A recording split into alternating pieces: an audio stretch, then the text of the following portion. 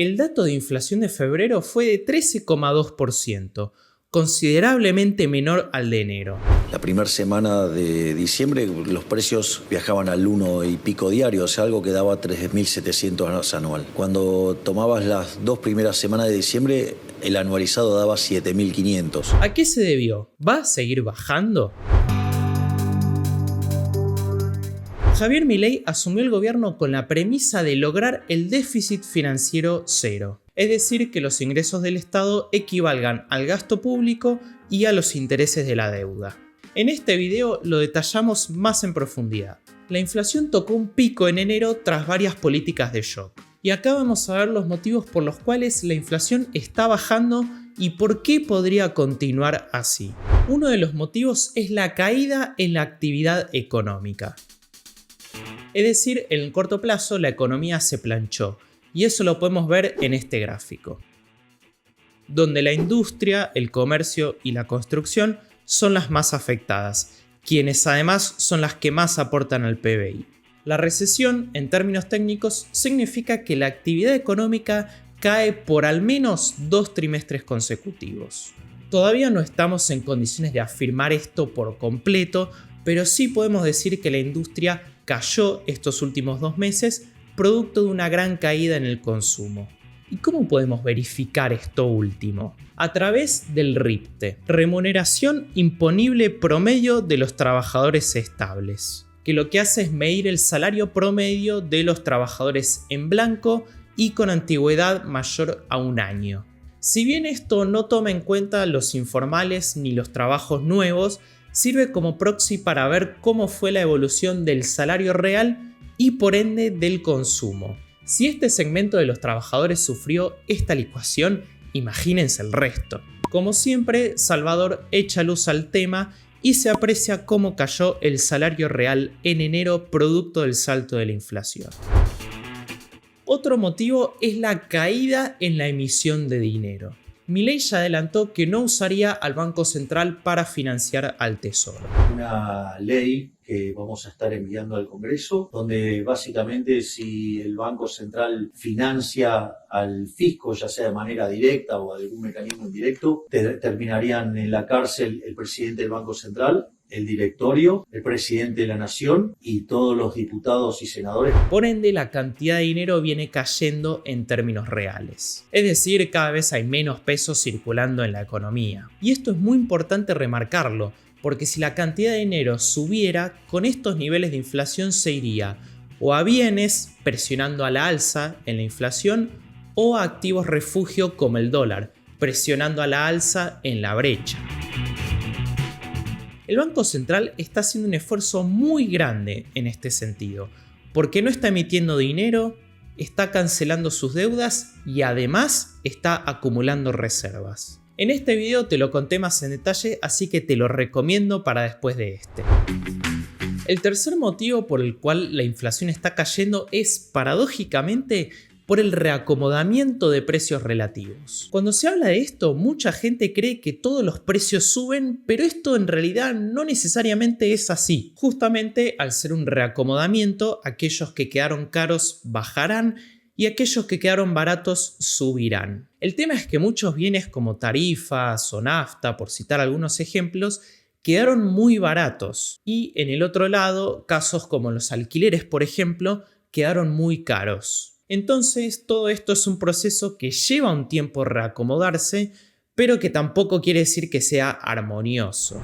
El programa del gobierno tiene como ancla lo fiscal, es decir, la mira está puesta en cumplir a rajatabla el equilibrio financiero por sobre todo lo demás. Sin embargo, esto puede traer consigo efectos negativos no deseados, como por ejemplo una caída en la recaudación, una caída en los ingresos. Como cae la actividad económica, cae también la recaudación por impuestos, por lo que hubo 2 impuestos sobre todo que sostuvieron este plan: el impuesto país y los derechos de exportación, tal como ya habíamos adelantado en otro video. El primero creció un 300% interanual en términos reales, escandalosamente por encima de la inflación. El motivo principal es que, como se abrieron las importaciones, este impuesto se mantuvo y se paga cada vez que se importa algo. También el gobierno recaudó mucho por esta vía cuando los importadores adquirieron los bopreales. El otro impuesto también está relacionado con el comercio. Como el gobierno devaluó el dólar oficial para llevarlo a niveles parecidos al MEP y al CCL,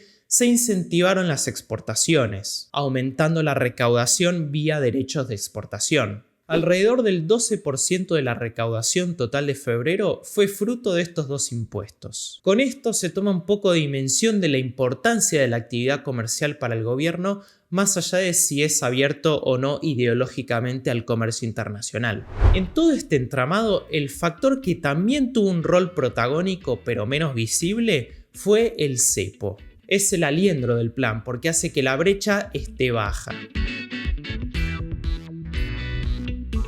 ¿Y por qué? Vamos de a partes. Por un lado tenemos el dólar oficial. Este lo maneja casi a gusto el Banco Central. En primer lugar, al haber cepo, la demanda de dólares está muy limitada. Además, gracias a los bopreales, los importadores no demandan dólares para pagar sus deudas. Por el lado de la oferta, los exportadores liquidan el 80% de sus exportaciones a este mercado. Y eso que todavía falta la cosecha gruesa que viene en abril. En resumen, está bastante controlada la oferta y demanda de dólares al tipo de cambio oficial, y por eso puede seguir subiendo al 2% mensual.